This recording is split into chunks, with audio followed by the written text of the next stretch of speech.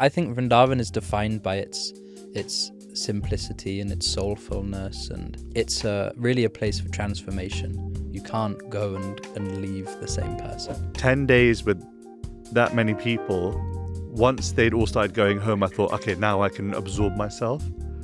But the absorption came from thinking how to share bhakti and share God with others. When I came to Vrindavan, like, you just realize more and more and more, you are nobody, and all of your material achievements and things that you've acclaimed, and you just realize they're totally worthless in the face of the people that are spiritually deep in Vrindavan. You just feel I've done nothing. Before we jump into this episode, I'd love to invite you to join this candid spiritual community to hear more conversations that will help you become happier, healthier, and more healed. All I want you to do is click on that subscribe button, because I love your support. I love seeing all the comments pouring through, all the love pouring through, and we're just getting started. I can't wait to go on this journey with you, whether you're a spiritual seeker or you're just curious about the topic. And we really hope that our conversations will provide you food for thought and inspiration for your own spiritual journey. So join us for honest, candid discussions about spirituality for soul's sake. For soul's sake, for soul's sake. Hello and welcome to another episode of For Soul's Sake. I'm back with Keli and Nāma. We are today discussing an incredible topic based on our recent adventures in India. We had a good time in India. Great time. Yeah. It was wild. It was wild as an adventure, spiritual adventure of sorts. Spiritual adventure. And we picked a verse that would hopefully help us to frame our topic today. It's actually a verse that's within a verse. So in the Bhagavad Gita, which is our book of choice, we have chosen the verse, chapter 7, text 18.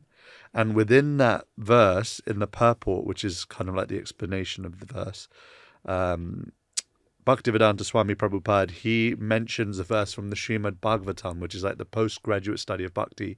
And so the translation for that is the verse we're going to use today. Is that all right, guys? I'm confused. Basically, it's a good verse. Just go with it, all right? All right, so the translation of the verse. Spit it out. All right. The devotees are always in my heart, and I am always in the hearts of the devotees. So this is God speaking, I assume. The devotee does not know anything beyond me, and I also cannot forget the devotee. There is a very intimate relationship between me and the pure devotees. There's a lot of devotee words here. Pure devotees in full knowledge are never out of spiritual touch, and therefore they are very much dear to me. Lots of the word. What does it mean to be a devotee? That's a question. Let's start there.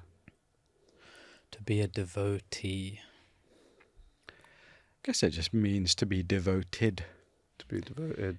What does devoted mean? To make a level of sacrifice and commitment to a practice, in this case obviously bhakti. Yeah. So that word devotee has been given because we don't really hear it in today's world though, innit? Like it's more like I'm a spiritualist. No one likes to use the word I'm a follower. Yeah, because there's a connotation of being blind following. Yeah. Everyone likes to fashion their own independent path, and therefore they're not following anyone else's path. It's kind of manufactured by me, and I'm...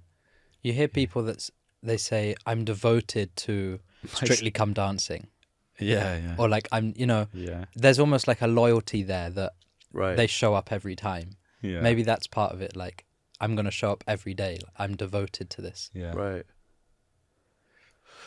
And one thing that we saw a lot of in our adventure for 2 weeks practically in India was a lot of devotees, a lot of devoted souls. And one would even say there was a beauty in the blind following of those devotees. Like there's something sweet around people who have fully committed and surrendered their lives to a little blue boy called Krishna. Yeah. Wasn't it? Something that really impressed me this pilgrimage was seeing the secret acts of devotion. The secret acts. Yeah.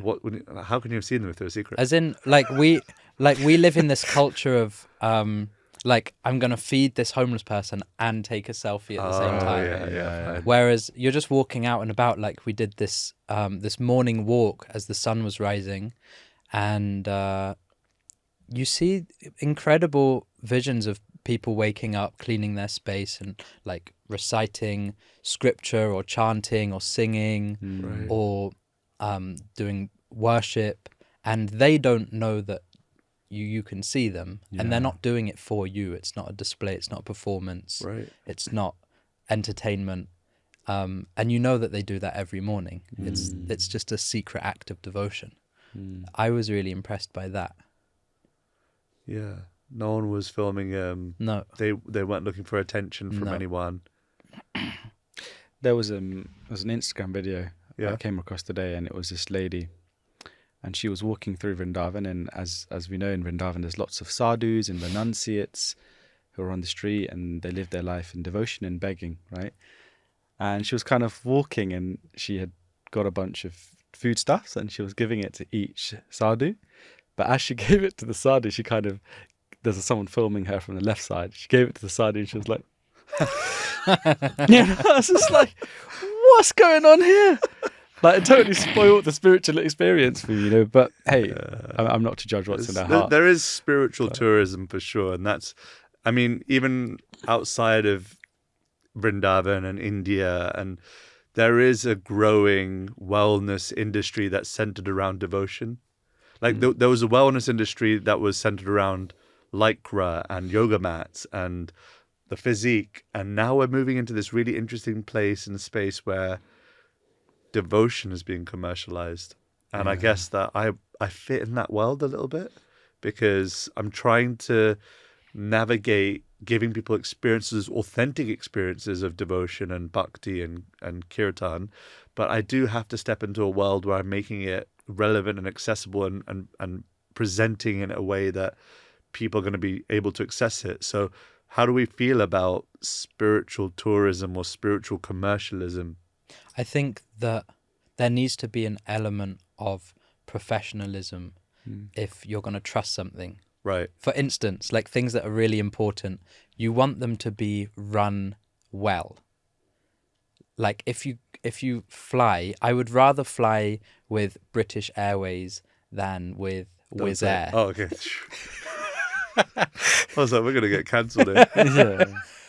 Or, like I'm getting on a plane, I want everyone to look really nice, like they know what they're doing. I don't want to have to think, have they fueled the plane and blah, blah, blah. Like, I've paid a lot of money to be on this flight. Like, naturally, you think... Imagine the air hostess with like a massive like stain. Exactly. Everyone's just shirt. running around like headless chickens. And so me paying more for a flight actually makes me feel more secure and safe in that purchase and in that experience. Yeah. Whereas if I go cheap, then I'm like, is it going to take off on time? Like, are people going to be rude to me? Am I going to get my luggage at the end? So I think that's a mindset I have anyway. Like, I get it. It also allows you to enter like the whole experience of the plane properly. And the reason I'm saying this is because obviously we just took a whole bunch of people to Vrindavan. 60 people. Yeah, a Just lot. crazy. And a lot of them is their first time in India. And we're not going to somewhere like Goa or like, like Blows my somewhere mind. really nice. It's Vrindavan, which is a spiritually intense place. And so you almost need to create a level of safety for them to actually enter that space, and that because it's almost a contrasting world. We're bringing like very professional, very sort of polished retreats and pilgrimages that you've created into a place where all that people care about there, the residents there, is just Krishna bhakti. It's just the depths of the rawness of their own spiritual life. They don't actually care for the show and this, that, and the glam. So it's almost like bringing two worlds together but for a central purpose, right? Yeah. I mean, I fully think that a pilgrimage like Vrindavan, or one where you can't control the outcome, is really healthy for people to have an authentic experience. Like, I think that the rough landing of being in India and in a place like Vrindavan is necessary for people to sift through all the, how to say, externals and get straight to the core really quickly. It's the one pilgrimage or the one retreat. I don't even like calling it a retreat because it's not really, well, in one sense it is a retreat. In most senses it's not. But the reason why I want to do it is because people get the intense experience of facing themselves and not being able to hide from God. Yeah.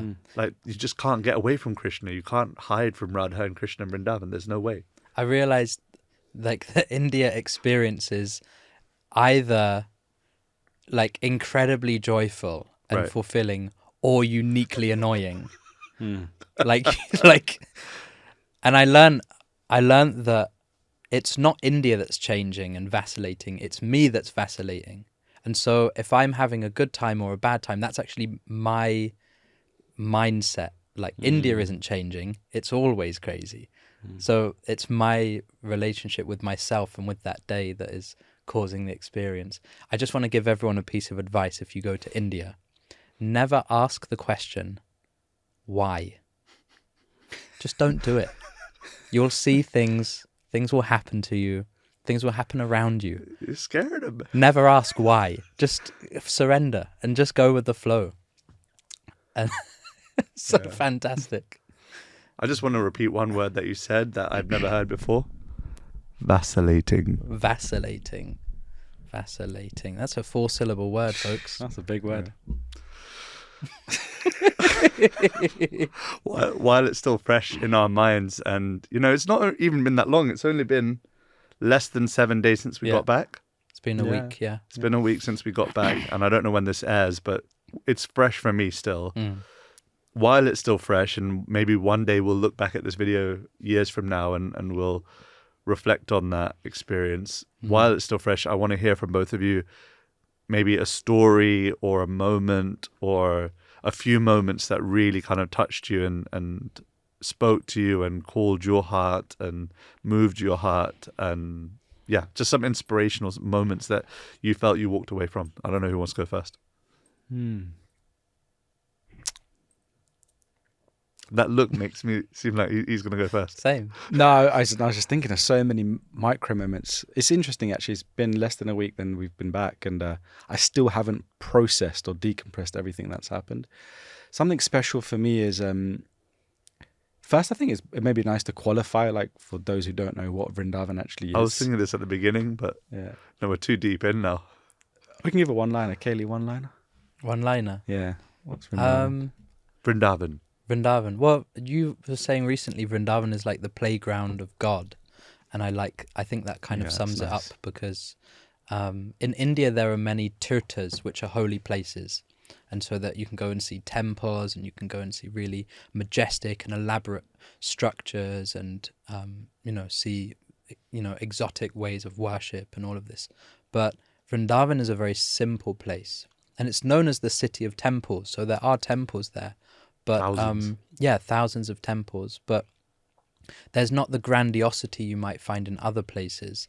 It's less of a tirtha and more of a dham, which we learnt this year. A tirtha is a holy place, and so you can go there and receive blessings and so on. But a dham is understood as God's home. It's such a close and intimate place, and so there's the India element there. There's the monkeys, and there's the street food, and there's the hustle and bustle and color, and everything that you'd expect to find. I saw a dude with a snake in a there's guys with snakes and in like a, what's it called, a little pot thing you open, and I was questioning whether it was real or not. I think it was. I wasn't. Real. I got a little too close to that guy. But I think Vrindavan is defined by its simplicity and its soulfulness, and it's really a place for transformation. You can't go and leave the same person. Yeah. And I think just on that, I think that leads on quite nicely. For me, my relationship with that place has shifted a lot over the years. I've been going pretty much, give or take, every year for the past 13, 14 years. And when I used to go alone, it was just for me. It was just, what can I get out of it? What's going to happen to me this time? What am I going to see, right? What am I going to experience? But since we've been taking groups there and people, who are spiritually interested, the whole relationship has shifted for me.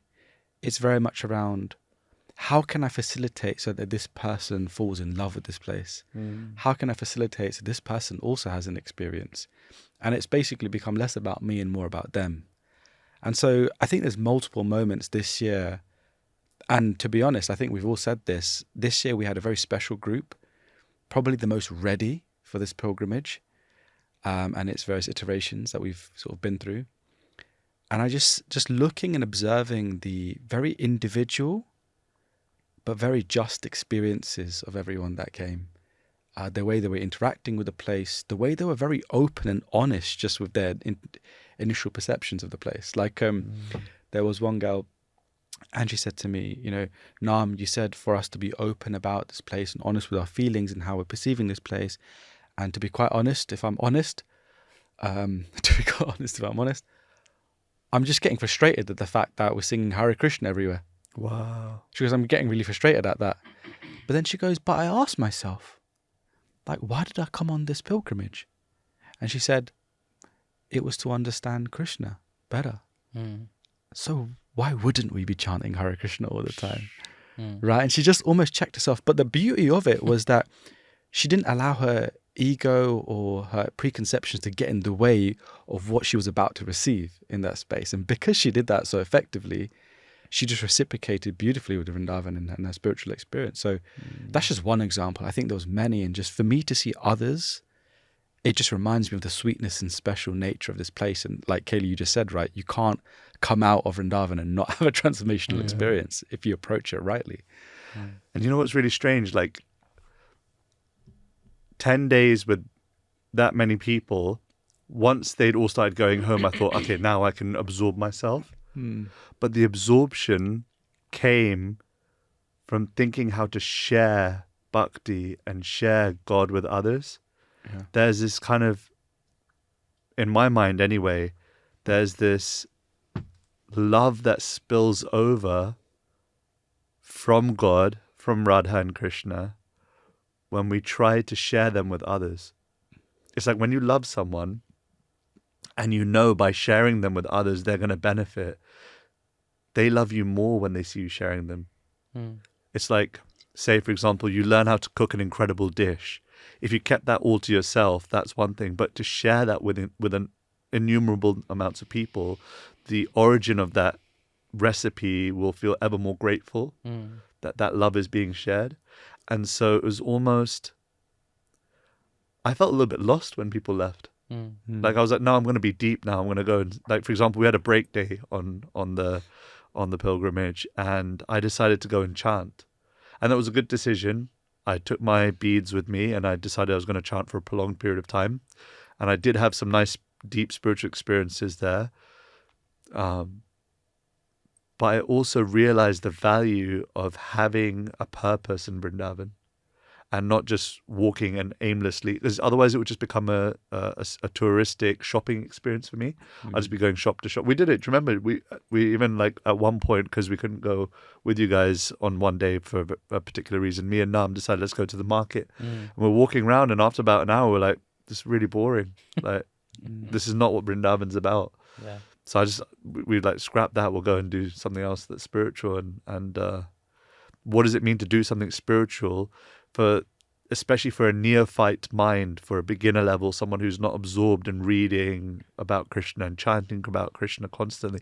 It's sharing Krishna. That's the access point. And that brings rise to the emotions and the depth of wanting to chant in a solitary way and read in a solitary way and hear about Krishna in a solitary way. It rises that. The desire rises from sharing, which is almost, you would think, is counterintuitive. You think first you absorb and then you share. But it's actually, you fill the cup and you share at the same time. But anyway, the philosophy, I want to hear a story from you, man, like something, like an inspirational moment. There's so many, so I would love to hear something from you. There was one moment which is, it's an event or an activity that I've done before, but this time was different or special. So when I was in Heathrow, just for some context, I was writing down what I wanted to get from this pilgrimage, how I wanted to serve the guests, and how I thought I could do that. And so one of the things was something that is my constant interest, is an experience beyond the body and the mind, a mystical experience. And so I was looking like, when's it going to happen for the whole retreat? Is something going to happen? Is it going to be in the kirtan or in some meditation or in a conversation? And it never really came. I was like really waiting for it. But then it surprised me when it happened. And it happened at a place called Radha Kund. And it's understood that this kund, a kund for people who don't know, is kind of like a pool, for lack of a better term, like a box shape lake. I don't know how you'd explain it, but it's just a small body of water with these stepping stones. And it's understood that the water at these certain kunds is very sanctified and spiritual. And so we all entered this kund together, and the way that you do it is, first you perform some rituals, you absorb yourself in meditation, you offer some water to the kund, and then usually you immerse your whole body in the kund 3 times. And so this place, Radha Kund, is next to a place called Shama Kund. And it's said that when you bathe in Radha Kund, you get the love that Radha has for Krishna. And when you bathe in Shama Kund, you get the love that Krishna has for Radha. And so I can't say I experienced that necessarily, but what I did experience as I immersed myself, I came back up. I immersed myself, I came back up. I immersed myself, I came back up. And on the 3rd time, I was there, like neck deep in water, and suddenly the ringing of the temple bells and the parrots flying overhead and the color and the chaos and everything disappeared. And I felt like I was beyond the body and beyond the mind, and I was just there immersed in this like sacred water, looking out over the kund. And I really felt that I was something more than my body and my mind. And so I reflected on this because I thought, is that a selfish experience? Like I'm meant to be on a retreat serving our guests. Is that a selfish experience? Maybe I should have been helping other people come into the kund or something like that. But I can honestly say after that, everything that I spoke for the rest of the day, or the way that I connected with people, was more substantial than how it usually felt, if that makes sense. Like suddenly my interactions didn't feel like they were on the bodily platform. There was no more small talk, and there was no more distinguishing between this person's from this country and that country, but it felt like soul to soul communication. And actually straight after we bathed, if you remember, we went onto a rooftop and we sang for an hour straight, uninterrupted. We sang all of these songs and these ragas, and anyway, so that was a highlight moment for me. That's I really remember beautiful. when I came up upon this kund, this body of water, then I was thinking exactly what you thought you meant with thing, like, oh, is everyone having an okay experience? And, I'm helping everyone in.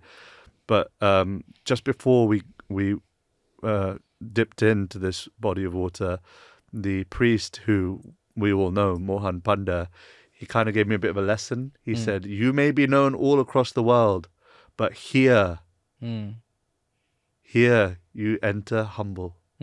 Like just, and when I was in the water, all I was praying was just accept, I'm a nobody. Like, just accept me in your loving embrace, accept me. And that was like exactly that experience. As you were describing the temple bells and the parrots, I also, everything just zoned in that moment. And I was like, I don't know what I want. Like, I remember just being in the water and going, what do I really want? Like, what is it that I'm here for? And then I said, anyway, please accept me. And I just kept repeating those words, please accept me, please accept me, please accept me. And as I came out, I was like completely disoriented, because the priest then grabbed me and we went to this other place, and I was like, where am I going? And my eyebrows were crossing. He said, hey, don't be angry. I was like, I'm not angry. He's like, don't be angry. I was like, I'm not angry. I'm just completely bewildered. Like, I don't know what's going on. he put a garland around my neck, and I bathed, this deity, and I was like completely bewildered. And then when I sat down, we did that kirtan for an hour. I was like, and then I just again could take shelter again, and it's, I think pilgrimages are less about setting up the moment, but recognizing the moment. Like when the penny drops, sit in it as long as you can before it goes, because it's a matter of time before something else just knocks you the other way. But thank you for sharing the Radhika experience. More stories. I want to hear more. I was just going to say, it's such an interesting thing, this concept of a pilgrimage. Yeah. Like when you look at all world major religions, it's like, it's a sacrifice of time and commitment to go to a place of spiritual or religious importance, to have some transformation, have some experience. And sometimes we hanker on wanting it, but we can't actually control the way the divine wants to curate that for us and create that, and when they want to, and how that's going to look like. And sometimes it's actually beyond what we were expecting ourselves. This year for me, there was such a big stripping of the ego. Really? Every time I go, I think more, probably this time more, all these other designations that I've been picking up in my life, I'm this, I'm that, I do this, I do that. When I came to Vrindavan, like, you just realize more and more and more, you are nobody, and all of your material achievements and things that you've acclaimed, and you just realize they're totally worthless, insignificant, in the face of the people that are spiritually deep in Vrindavan. You just feel it's, I've done nothing. This person has got substance and I'm a hollow shell. When you think about identity, just on that note, I assume most of us feel the way I feel about identity, which is that I feel that I'm what I've done, I'm what I have, and I'm what other people think of me. Yeah. And that's my identity. Like if you say, Keli, please introduce yourself, I'll say, hey, I'm Keli. I'm a music producer. I've worked on this and that. I've done this. I went here. I have a watch and I have this and that. Nice watch, by the way. Thank you. Sponsored by Pascal. And, and I am, this person thinks this of me and that of me. But as you're saying, in Vrindavan, like, people don't have much. People don't tell you what they've done. People don't care who you think they are. So immediately those three things are ruled out, and your identity becomes, like you said, something more substantial.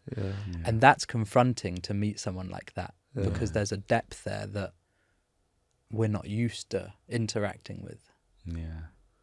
It's like at Kusum Sarovar, which is that place where the flowers are grown for the worship of Radha and Krishna.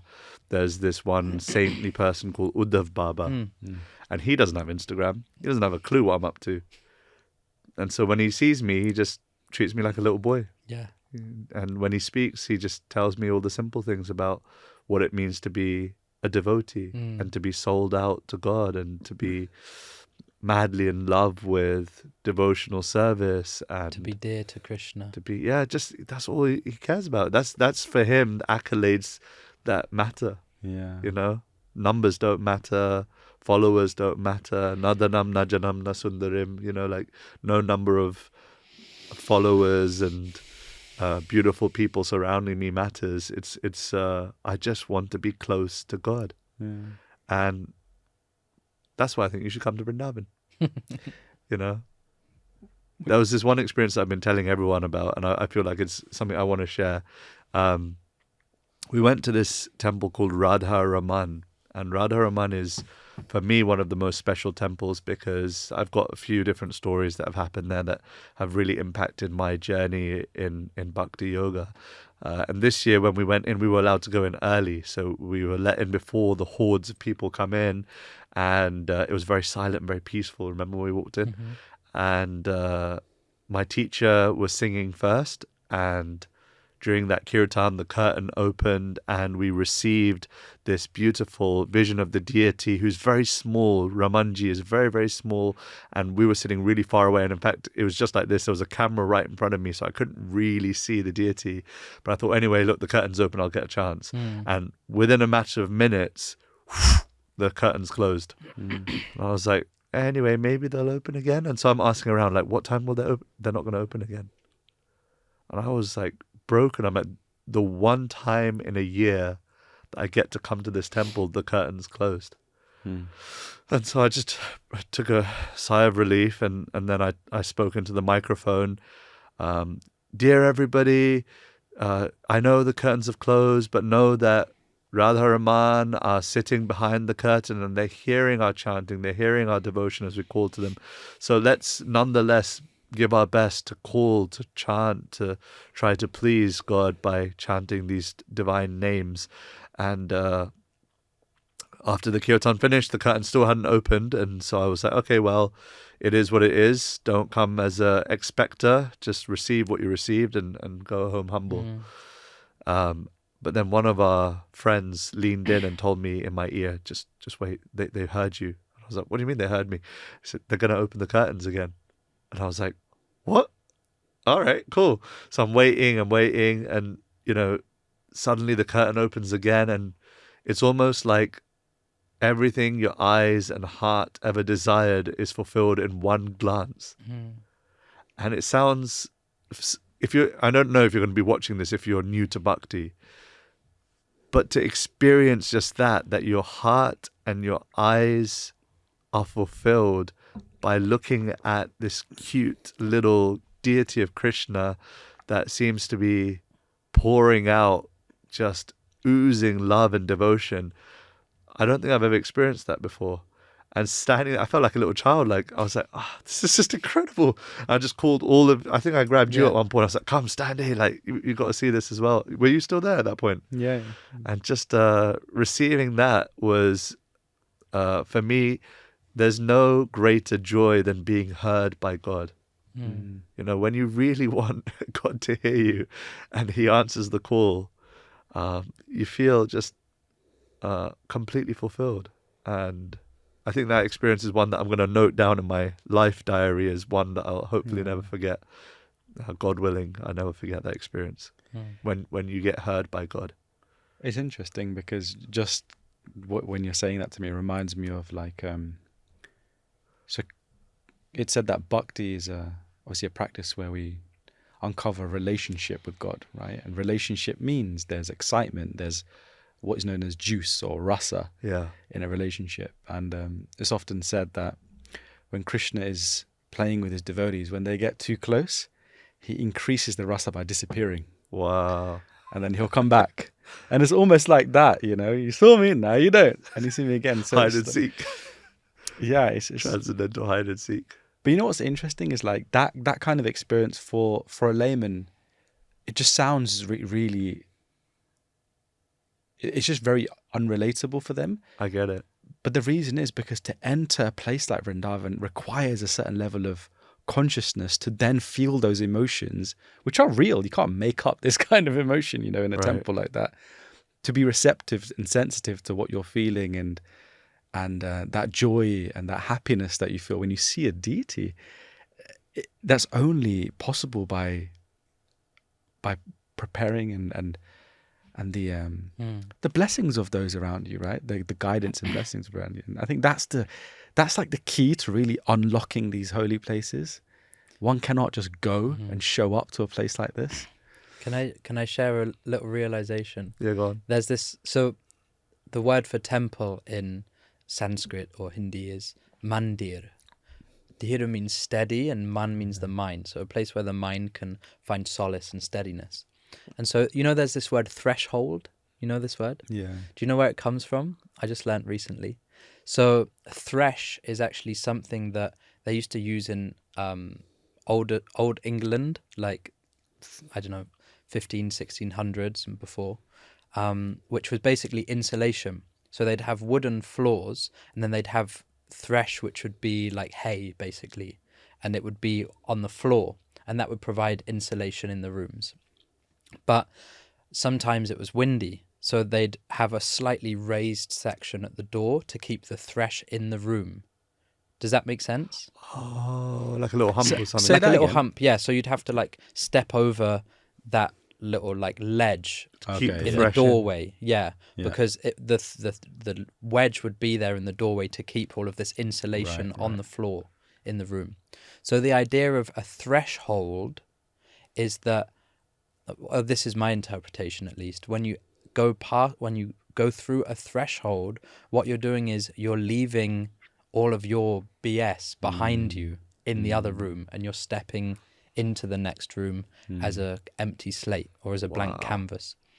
And that was one meditation I tried to have going into these different temples in India, in Vrindavan this time, was every time I enter a temple, like, let me just leave my shit behind, you know, like, let's leave the thresh at the door and let's go in as a blank canvas and just be there to receive become steady and find solace there.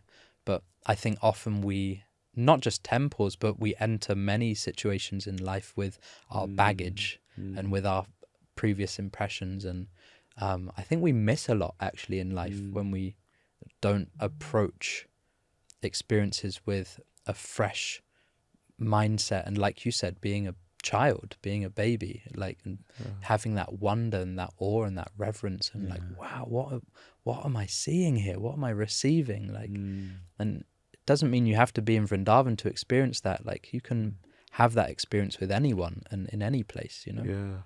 That's why, going back to the verse that we spoke about, that God resides in the heart of his devotees, that Vrindavan is also understood as being not a point on the map, but a place where God resides. And therefore, if one comes into contact with someone who is housing God in their heart, housing divinity in their heart, then they become also a walking dham. And so, like, that's why we yearn to be with devotees, to be with sadhus, to be with those who are elevated in their consciousness. Like, I've noticed, like, there's nothing special about me, and I can say that without sounding like fake humble. I mean it. There's not really anything, but the message that I've been given by my teachers, that's what's the special part. And so, even coming back from Vrindavan, I've noticed that my words and the way I've interacted with people has been tinged with that and imbued with that Vrindavan-esqueness. And because of that, I feel like it's affecting people's minds. And so now I'm like, oh crap, if that's happening to me through just my association with Vrindavan, then I want to associate with people who carry that Vrindavan with them also more. So my teacher's coming next week to the UK, and I'm excited because he's coming straight from Vrindavan. And so it will help me to relive and rekindle and re-imbue that. It's almost like stepping into the threshold once again. Like, I don't want to associate with life as I knew it before. I want to try and carry this momentum as far as it will go. And that maybe it will last another like month or 2 months. And then I have to start getting into the London atmosphere again. But right now I'm just like, I feel like every step's got to skip. And even though I've got this bunged up nose right now, I'm actually happy. Like, I haven't been happier in like the whole year. My cough just finished yesterday. But there's a certain something, I can see it in both of your eyes. Like, there's a certain something that you just can't, like, how can I explain to you the incredible nature of the land of Vrindavan? It's not possible. You just got to go and go with a trusted person who knows the way, goes the way, shows the way.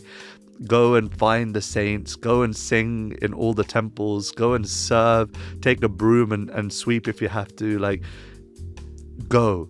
It's the best holy day that you'll ever have. Isn't it? Yeah. And on that, I'm going to say thank you all so much for watching. Go to Vrindavan, never come back. Not literally, figuratively. Literally, mine was. But see you on the next episode for Soul's Sake. Thank you so much. Peace. If you love this episode, you'll love my interview with Kesava Swami on serving others and how our life gets ironed out in the process. Go check it out. When I have managed to find that selflessness, that sense of it's really not about me, but I'm really here as a servant to give, then I found two things happen. The first thing is that our ability to actually really serve others just expands exponentially.